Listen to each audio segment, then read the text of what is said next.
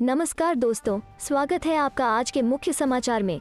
सबसे पहली बड़ी खबर में आपको बताएंगे, लखीमपुर खीरी कांड, संयुक्त किसान मोर्चे का सोमवार को रेल रोको आंदोलन। कहा, अजय मिश्रा को मंत्री पद से तुरंत हटाकर किया जाए गिरफ्तार।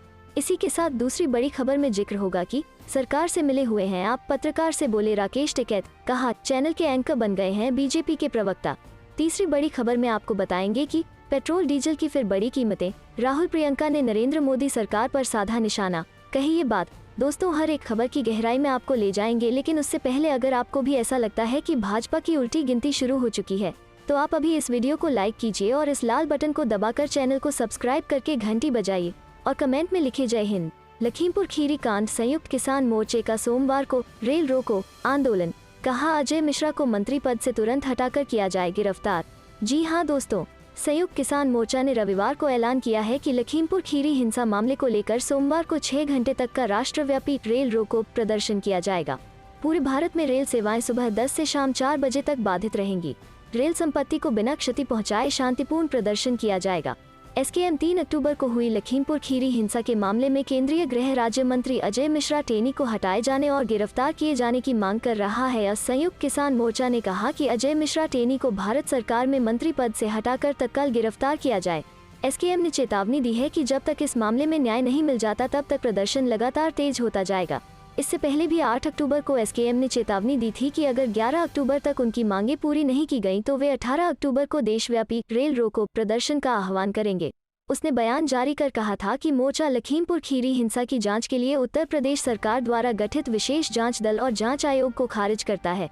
मोर्चे ने इस मामले की निष्पक्ष जांच कराए जाने और इसकी निगरानी सीधे सुप्रीम कोर्ट के जज की ओर से किए जाने की मांग उठाई थी। चलते हैं अगली खबर की तरफ। सरकार से मिले हुए हैं आप, पत्रकार से बोले राकेश टिकैत। कहा, चैनल के एंकर बन गए हैं बीजेपी के प्रवक्ता। जी हाँ दोस्तों, सिंघू बॉर्डर पर चल रहे किसान आंदोलन स्थल के पास से एक व्यक्ति की बैरिकेड से लटकी हुई लाश मिली थी। इस विषय पर एक न्यूज चैनल से बात कर रहे राकेश टिकैत ने पत्रकार के एक सवाल पर कहा कि आप सरकार से मिले हुए हैं। इसके साथ ही उन्होंने यह भी कहा कि न्यूज चैनल के एंकर बीजेपी के प्रवक्ता बन गए हैं।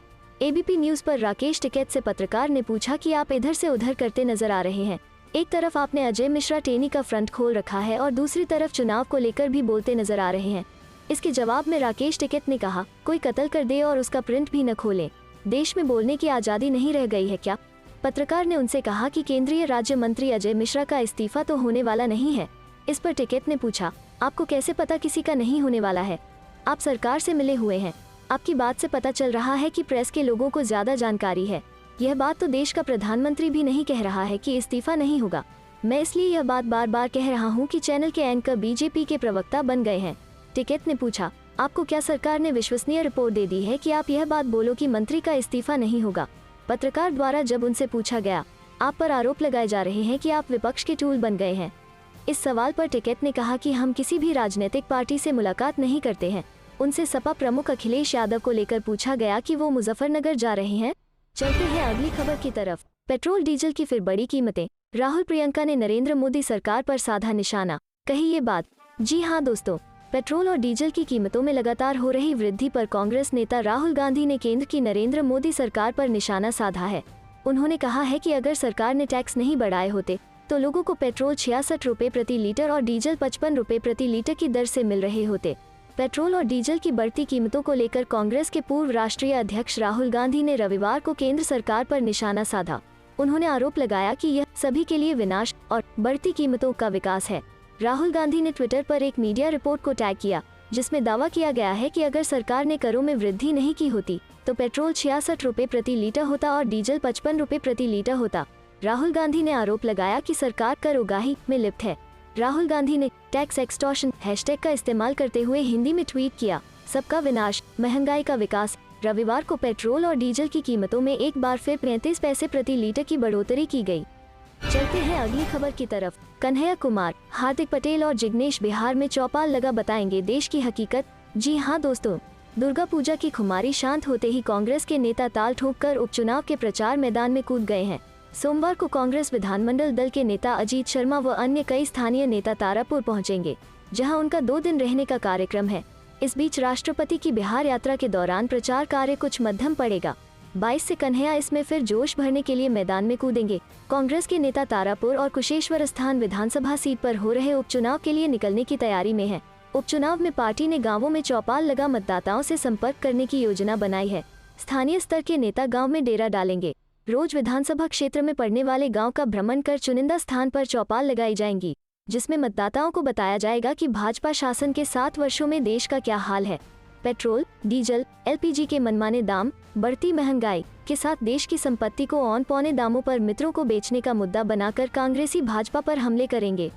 चलते हैं अगली खबर की तरफ। महाराष्ट्र में भाजपा को बड़ा झटका, नांदेड़ से पूर्व सांसद खतगांवकर कांग्रेस में शामिल। जी हां दोस्तों, नांदेड़ के पूर्व सांसद भास्कर पाटिल खतगांवकर ने रविवार को भारतीय जनता पार्टी भाजपा छोड़ दी और पूर्व विधायक ओम प्रकाश पोकरना के साथ कांग्रेस में शामिल हो गए। उल्लेखनीय है कि खतगांवकर ने 7 साल पहले कांग्रेस पार्टी छोड़ दी थी। खतगांवकर ने कहा कि वो पूर्व में महाराष्ट्र के मंत्री अशोक चव्हाण के विरोधी थे, लेकिन अब नहीं है। उन्होंने कहा कि वो प्रधानमंत्री नरेंद्र मोदी के नेतृत्व को पसंद करते हैं, लेकिन यदि हमारे कार्यकर्ताओं को न्याय चाहिए तो मुझे कांग्रेस में होने की जरूरत है। चव्हाण ने खतगांवकर और पोकरना का पार्टी में स्वागत करते हुए ट्वीट किया कि उनकी मौजूदगी न सिर्फ नांदेड़ में बल्कि पूरे मराठवाड़ा में कांग्रेस को मजबूत करेगी। चलते हैं अगली खबर की तरफ। प्रियंका गांधी ने खाद की कीमत बढ़ाने पर केंद्र सरकार को घेरा। जी हां दोस्तों, कांग्रेस महासचिव प्रियंका गांधी वारा ने रविवार को बुवाई के सीजन से पहले खाद की कीमतें बढ़ाने के लिए केंद्र सरकार की आलोचना की है। प्रियंका गांधी ने एक ट्वीट में कहा, भाजपा सरकार ने एनपीके की कीमत 275 रुपए और एनपी 20 रुपए बढ़ा दी है। डीजल की कीमतें रोजाना बढ़ रही हैं और 100 रुपए तक पहुंच गई हैं। भाजपा शासन में मजदूर और किसान महंगाई के बोझ तले दबे हैं। सिर्फ मोदी के दोस्त ही अमीर हो रहे हैं। बढ़ी हुई कीमतें इस साल 20 मई की अधिसूचना के अनुसार 1 अक्टूबर से 31 मार्च 2022 तक लागू होंगी। प्रधानमंत्री नरेंद्र मोदी की अध्यक्षता में सीसीए ने फैसला किया है। केंद्र सरकार ने विशेष एकमुश्त पैकेज के रूप में डीएपी की सब्सिडी में 438 रुपए प्रति बोरी बढ़ाने का फैसला किया है, ताकि किसानों को उसी कीमत पर डीएपी मिल सके। चलते हैं अगली खबर की तरफ। अखिलेश यादव का तंज, कहा उत्तर प्रदेश को योगी सरकार नहीं, योग्य सरकार चाहिए। जी हां दोस्तों, समाजवादी पार्टी के अध्यक्ष एवं उत्तर प्रदेश के पूर्व मुख्यमंत्री अखिलेश यादव ने रविवार को कहा कि उत्तर प्रदेश को योग्य सरकार चाहिए, योगी सरकार नहीं। सपा मुख्यालय में रविवार को यादव ने बहुजन समाज पार्टी के पूर्व प्रदेश अध्यक्ष आरएस कुशवाहा, कर्मचारी संयुक्त परिषद के नेता हरकिशोर तिवारी, मुजफ्फरनगर के पूर्व सांसद कादिर राणा और उनके समर्थकों को समाजवादी पार्टी की सदस्यता दिलाई।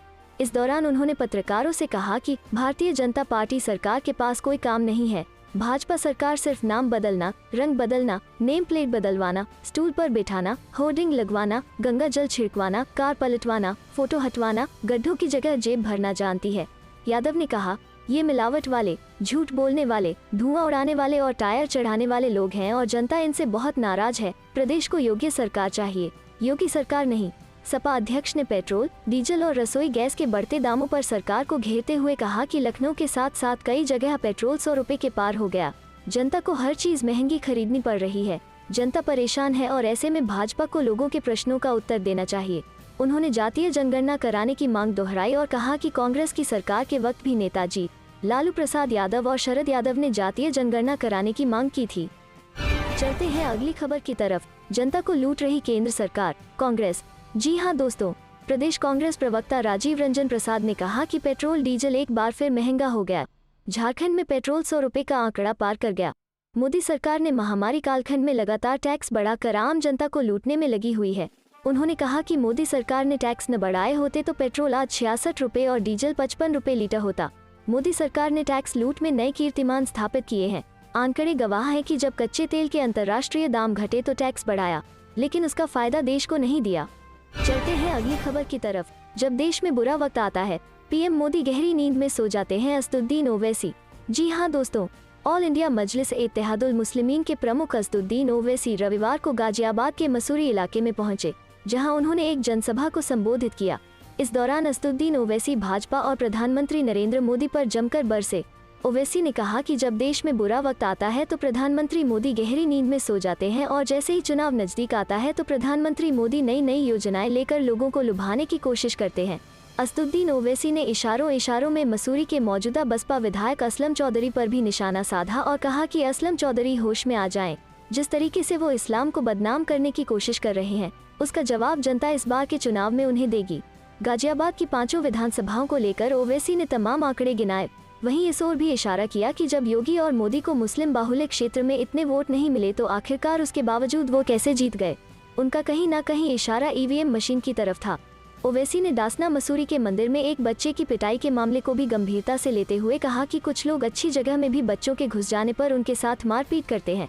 आप आए हमारी मस्जिदों में और वहां पानी भी पिए और खाना भी खाएं। चलते हैं अगली खबर की तरफ। किसान संयुक्त मोर्चा द्वारा निकाली अस्थि कलश यात्रा पहुंची फतेहाबाद। 24 अक्टूबर को पहुंचेगी टिकरी बॉर्डर। जी हां दोस्तों, लखीमपुर खीरी की घटना में अपने प्राण गंवाने वाले किसानों की अस्थि कलश यात्रा आज फतेहाबाद पहुंची। यात्रा का फतेहाबाद में पहुंचने पर किसानों संगठनों ने स्वागत किया। लखीमपुर खीरी में जान गंवाने वाले किसानों को शहीद का दर्जा देते हुए किसानों ने उन्हें नमन किया और अपने श्रद्धा सुमन अर्पित किए। फतेहाबाद जिले में यात्रा भट्टू से शुरू होकर जिले के विभिन्न इलाकों में जाएगी। किसान नेताओं ने बताया कि फतेहाबाद के बाद यात्रा जींद जिले में प्रवेश करेगी। किसान नेताओं ने बताया कि घटना के शिकार हुए किसानों की याद में 2 यात्राएं पूरे प्रदेश में निकाली जा रही है। एक पंचकूला से शुरू हुई है जो प्रदेश के विभिन्न इलाकों से होकर 24 अक्टूबर को सिंघू बॉर्डर पहुंचेगी। वहीं एक यात्रा डबवाली से शुरू हुई है जो 24 अक्टूबर को ही टिकरी बॉर्डर पहुंचेगी। किसानों नेताओं ने बताया कि इस यात्रा को किसानों के साथ साथ अन्य वर्गों का भी सहयोग मिल रहा है। किसान खेतों और फसलों में व्यस्त होने के बावजूद भी यात्रा में शामिल होने पहुंच रहे हैं। प्रियंका गांधी की रैली पर मुस्लिम कार्ड खेलना संबित पात्रा को पड़ सकता है भारी, कांग्रेस ने दी तहरीर। जी हां दोस्तों, कांग्रेस महासचिव प्रियंका गांधी की वाराणसी रैली का एक वीडियो शेयर करने के मामले में बीजेपी प्रवक्ता संबित पात्रा की मुश्किलें बढ़ सकती है। दरअसल कांग्रेस ने इस मामले में प्रयागराज में एक तहरीर दी है जिसमें कहा गया है कि धार्मिक उन्माद फैलाने के उद्देश्य से यह वीडियो सोशल मीडिया पर शेयर किया गया है। जानकारी के अनुसार इलाहाबाद हाईकोर्ट के अधिवक्ता, कांग्रेस कमेटी लीगल सेल के उपाध्यक्ष रविंद्र सिंह ने भाजपा प्रवक्ता संबित पात्रा के खिलाफ सिविल लाइंस थाने में तहरीर दी है। अधिवक्ता रविंद्र सिंह की तहरीर के मुताबिक प्रियंका गांधी ने 10 अक्टूबर को जगतपुर इंटर कॉलेज वाराणसी में किसान न्याय रैली में हिस्सा लिया था। तहरीर में आगे कहा कि रैली का शुभारंभ प्रियंका गांधी ने सर्वधर्म प्रार्थना के साथ किया था, लेकिन बीजेपी प्रवक्ता संबित पात्रा ने 14 अक्टूबर को चालाकी से एक वीडियो ट्वीट करते हुए सामाजिक वैमनस्यता फैलाने का कार्य किया। तहरीर के मुताबिक ट्वीट के उक्त वीडियो में केवल एक धर्म विशेष की बाइट काट कर अपने आदमियों के नफरत भरे वक्तव्य कांग्रेस पार्टी की नेता की उपस्थिति में केवल अजान कराने की वीडियो पोस्ट की गई, जबकि सर्वधर्म प्रार्थना में पहले सनातन धर्म, इस्लाम और फिर सिख धर्म से संबंधित प्रार्थना की गई थी। इस कृत्य से भारतीय राष्ट्रीय कांग्रेस की छवि को धूमिल किए जाने का कृत्य किया गया। अधिवक्ता रविंद्र सिंह ने संबित पात्रा के खिलाफ कार्रवाई करते हुए रिपोर्ट दर्ज करने की मांग किया। इंस्पेक्टर जेपी शाही के मुताबिक तहरीर की जांच की जा रही है। चलते हैं अगली खबर की तरफ। महंगाई पर राहुल गांधी का मोदी सरकार पर तंज। यूपी, दिल्ली और हरियाणा में महंगी हुई सब्जियां, ये चल रहा भाव। जी हां दोस्तों, देश में लगातार महंगाई आसमान छू रही है। जहां पेट्रोल, डीजल, रसोई गैस और सीएनजी पीएनजी के बड़े दामों के बीच अब कई राज्यों में सब्जियों और फलों के दाम भी बढ़ गए हैं। बढ़ती महंगाई को लेकर कांग्रेस नेता राहुल गांधी ने केंद्र की मोदी सरकार पर तंज कसा है। उन्होंने एक ट्वीट में आर्टिकल शेयर किया है। राहुल गांधी ने महंगाई को लेकर ट्वीट कर लिखा कि सबका विनाश, महंगाई का विकास, #टैक्स एक्सटॉर्शन। एक न्यूज का आर्टिकल भी राहुल गांधी ने शेयर किया है जिसमें हेडिंग दी गई है कि अगर सरकार टैक्स नहीं बढ़ाती तो देश में पेट्रोल 66 रुपए लीटर और डीजल 55 रुपए लीटर मिलता, जबकि वहीं दूसरी तरफ सब्जियों के दामों में भी बढ़ोतरी हो रही है। दिल्ली की गाजीपुर मंडी में एक विक्रेता ने बताया कि होलसेल में टमाटर 60 रुपए किलो बिक रहा है। एक तरफ बारिश की वजह से सप्लाई पर असर पड़ रहा है तो वहीं पेट्रोल डीजल के बढ़ते दामों की वजह भी है सब्जियों के दामों में बढ़ोतरी। उत्तर प्रदेश के कानपुर में सब्जियों के दामों में बढ़ोतरी हुई है। एक महिला ग्राहक में बातचीत के दौरान बताया कि सब्जियां पहले से काफी महंगी हो गई हैं। तोरई, भिंडी, आलू, प्याज और सभी सब्जियों के दाम पहले से ज्यादा बढ़ गए हैं। जानकारी के मुताबिक हरियाणा की कई मंडियों में भी फलों और सब्जियों के दामों में बढ़ोतरी देखने को मिल रही है। सब्जी, दाल और फल सभी महंगे हो गए हैं। टमाटर का भाव 70 रुपए किलो हो गया है तो प्याज 50 रुपए हो गई है। अदर 80 रुपए और लहसुन और मटर 100 रुपए प्रति किलोग्राम बिक रहा है। आने वाले दिनों में भी इसमें राहत नहीं मिलने की उम्मीद है। चलते हैं अगली खबर की तरफ। पीएम के दौरे से पहले बीजेपी को लगा झटका। काशी प्रांत महामंत्री के भाई ने थामा सपा का दामन। जी हां दोस्तों, प्रधानमंत्री नरेंद्र मोदी के दौरे से ठीक पहले भारतीय जनता पार्टी को सपा ने जबरदस्त झटका दिया है। सपा ने भाजपा के काशी प्रांत के महामंत्री अशोक चौरसिया के भाई और अखिल भारतीय चौरसिया महासभा के प्रदेश अध्यक्ष डॉक्टर अजय चौरसिया को अपने पाले में कर लिया है। मजेदार घटनाक्रम ये रही कि जिस वक्त भाजपा के महामंत्री अशोक चौरसिया पीएम के दौर को लेकर सर्किट हाउस में पार्टी की बैठक में थे, उसी वक्त उनके भाई डॉक्टर अजय चौरसिया लखनऊ में सपा के बड़े नेताओं के साथ बैठक कर रहे थे। गैर यादव जातियों को साथ लाने के क्रम में सपा ने बड़ी सेंधमारी की है, वो भी पीएम मोदी के संसदीय क्षेत्र में। सिर्फ इतना ही नहीं, पीएम के दौरे के ठीक पहले महामंत्री के भाई का सपा ज्वाइन करना भाजपा के लिए एक बड़ा झटका माना जा रहा है। अखिल भारतीय चौरसिया महासभा के प्रदेश अध्यक्ष डॉक्टर अजय चौरसिया ने एनबीटी ऑनलाइन को बताया कि 20 अक्टूबर को सपा मुखिया के साथ मुलाकात के बाद वो आधिकारिक रूप से सपा की सदस्यता ले लेंगे। हालांकि सपा के आधिकारिक सोशल मीडिया पेज पर इस बात की घोषणा कर दी गई है। वहीं दूसरी ओर अजय चौरसिया के भाई और भाजपा के महामंत्री अशोक चौरसिया से जब इस बाबत एनबीटी ऑनलाइन ने बात की तो उन्होंने कहा कि उन्हें इस बारे में कोई जानकारी नहीं है। भाजपा के काशी प्रांत के मीडिया प्रभारी नवरत्न राठी ने भी आश्चर्य व्यक्त करते हुए जानकारी न होने की बात कही। चलते हैं अगली खबर की तरफ। साउथ एशिया में इस्लामिक एजेंडा, कश्मीर से बांग्लादेश तक हिंदुओं की हत्या पर कांग्रेस सांसद ने उठाए सवाल। जी हां दोस्तों, कांग्रेस सांसद और पूर्व केंद्रीय मंत्री मनीष तिवारी ने रविवार को ट्वीट कर सवाल उठाया कि दक्षिण एशिया में एक बड़ा इस्लामिक एजेंडा काम कर रहा है। उन्होंने जम्मू कश्मीर में हो रही गैर मुसलमानों की हत्याएं और बांग्लादेश में हिंदुओं पर हो रहे अत्याचारों और कश्मीर में जवानों की शहादत की घटनाओं को जोड़ते हुए ये बात कही है। उन्होंने कहा, क्या कश्मीर में हो रही गैर मुसलमानों की हत्या, बांग्लादेश में हो रही हिंदुओं की हत्या और पुंछ में 9 जवानों की शहादत के बीच कोई लिंक है? शायद ऐसा है। दक्षिण एशिया में एक बड़ा इस्लामिक एजेंडा काम कर रहा है। जम्मू कश्मीर में एंटी टेरर ऑपरेशन में 9 जवान शहीद हो गए हैं। पिछले सोमवार से लेकर अब तक आतंकियों से मुठभेड़ में 9 जवान शहीद हो चुके हैं। बीते हफ्ते पुंछ में हुई एक मुठभेड़ में 5 जवान शहीद हो गए थे। उसके बाद 14 अक्टूबर को एक और मुठभेड़ में 2 और जवान शहीद हो गए। चलते हैं अगली खबर की तरफ। लखीमपुर खीरी और छत्तीसगढ़ के बाद अब भोपाल में कार ने भीड़ को कुचला, लोगों की निकल गई चीख, 3 की हालत गंभीर। जी हाँ दोस्तों, मध्य प्रदेश के भोपाल शहर में दुर्गा विसर्जन के दौरान एक कार से भीड़ को कुचलने का वीडियो सामने आया है। इससे पहले उत्तर प्रदेश के लखीमपुर खीरी और छत्तीसगढ़ के जशपुर जिले के पत्थलगांव में दुर्गा विसर्जन के दौरान कार से लोगों को कुचलने की घटना शांत भी नहीं हुई है। इसी तरह का मामला अब भोपाल रेलवे स्टेशन के समीप बजरिया तिराहे के करीब हादसा हुआ। ताज़ा अपडेट है कि अब तक 7 लोगों इस हादसे में घायल हो गए और 3 गंभीर रूप से घायल बताए जा रहे हैं। सोशल मीडिया पर भोपाल में दुर्गा विसर्जन समारोह में जुटे लोगों को एक कार ने कुचलने का वीडियो सामने आया है, जिसमें एक बैक गियर में पीछे तेजी से जाती है। इस हादसे में एक बच्चा घायल हो गया है। पुलिस अधिकारियों ने कहा कि कार चालक रिवर्स गियर में कार चलाकर मौके से फरार हो गया और घायलों में से एक 16 साल का रोशन महावर है, जिसे अस्पताल में भर्ती किया गया है। चलते हैं अगली खबर की तरफ। केंद्र सरकार कोयला उद्योग का कर सकती है निजीकरण, कांग्रेस नेता ने सीएम सोरेन को लिखा पत्र। जी हां दोस्तों, झारखंड प्रदेश कांग्रेस कमेटी के पूर्व अध्यक्ष और पूर्व सांसद डॉक्टर अजय कुमार ने कोयला उद्योग के निजीकरण होने की आशंका को जाहिर करते हुए मुख्यमंत्री हेमंत सोरेन को पत्र लिखा है। पत्र में मुख्यमंत्री से अनुरोध करते हुए लिखा है कि देश में कोयला संकट नहीं है, यह संकट केंद्र की बीजेपी सरकार की ओर से बनाया गया है ताकि कोयले का निजीकरण किया जा सके। डॉक्टर अजय ने इसकी जानकारी अपने ट्विटर हैंडल से ट्वीट कर दी है। डॉक्टर अजय ने अपने पत्र में कहा है कि केंद्र की बीजेपी सरकार कोयला उद्योग के निजीकरण को लेकर कदम उठा सकती है। इसका झारखंड पर प्रतिकूल प्रभाव पड़ेगा क्योंकि झारखंड कोयले का सबसे बड़ा उत्पादक राज्य है। उन्होंने यह भी कहा कि कोयला उद्योग के निजीकरण की वजह से राज्य में प्रदूषण में वृद्धि, जंगलों की कटाई, गरीब आदिवासियों का शोषण, निजी कंपनियों की ओर से खानों का कुप्रबंधन और कोयले की कीमतों में बढ़ोतरी हो जाएगी। उन्होंने मुख्यमंत्री से अनुरोध करते हुए लिखा है कि सरकार कोयला उद्योग के निजीकरण का विरोध करे। हमारे इस कदम से प्राकृतिक संसाधनों को निजी हाथों में जाने से बचाएगा और आदिवासियों के हितों की रक्षा होगी। चलते हैं अगली खबर की तरफ। अखिलेश यादव के खिलाफ लखनऊ में धारा 144 उल्लंघन का है आरोप। जी हां दोस्तों, समाजवादी पार्टी के राष्ट्रीय अध्यक्ष अखिलेश यादव के खिलाफ राजधानी लखनऊ के गौतमपल्ली थाने में एफआईआर दर्ज की गई है। अखिलेश यादव पर धारा 144 के उल्लंघन और सरकारी कार्य में बाधा डालने का आरोप पुलिस ने लगाया है। बता दें, लखीमपुर हिंसा में 4 किसानों की मौत के बाद 4 अक्टूबर को अखिलेश यादव अपने आवास के बाहर धरने पर बैठ गए थे। इसके बाद पुलिस ने उन्हें हिरासत में भी लिया था। अखिलेश यादव के अलावा गौतमपल्ली थाना के सामने पुलिस की जीप फूंकने के आरोप में अमित उर्फ मास्टर के नाम से भी एफआईआर दर्ज की गई है। अमित उर्फ मास्टर की गिरफ्तारी के लिए पुलिस अब दबिश भी डाल रही है। गौरतलब है कि 4 अक्टूबर को अखिलेश यादव लखीमपुर खीरी जाकर मृतक किसानों के परिवार से मिलना चाहते थे, लेकिन जिला प्रशासन ने उन्हें इसकी इजाजत नहीं दी थी। बावजूद इसके अखिलेश यादव अपने सैकड़ों समर्थकों के साथ लखीमपुर खीरी जाने के लिए अड़ गए और बीच सड़क पर ही धरने पर बैठ गए। पुलिस के काफी मान मनौवल के बाद भी जब वे नहीं माने तो पुलिस ने उन्हें हिरासत में लेते हुए थाने ले आए और फिर उन्हें छोड़ दिया गया था। लेकिन अब इस मामले में पुलिस ने अखिलेश यादव के खिलाफ एफआईआर दर्ज किया है। अगले साल कांग्रेस अध्यक्ष पद के लिए चुनाव, मोदी सरकार के खिलाफ हल्ला बोल। CWC की बैठक में क्या क्या हुआ? जी हाँ दोस्तों, कांग्रेस वर्किंग कमेटी CWC की शनिवार को हुई राष्ट्रीय राजधानी दिल्ली में बैठक में 3 प्रस्ताव पारित किए गए हैं। किसान, महंगाई और राजनीति हालात को लेकर ये प्रस्ताव बैठक में पारित किए गए हैं।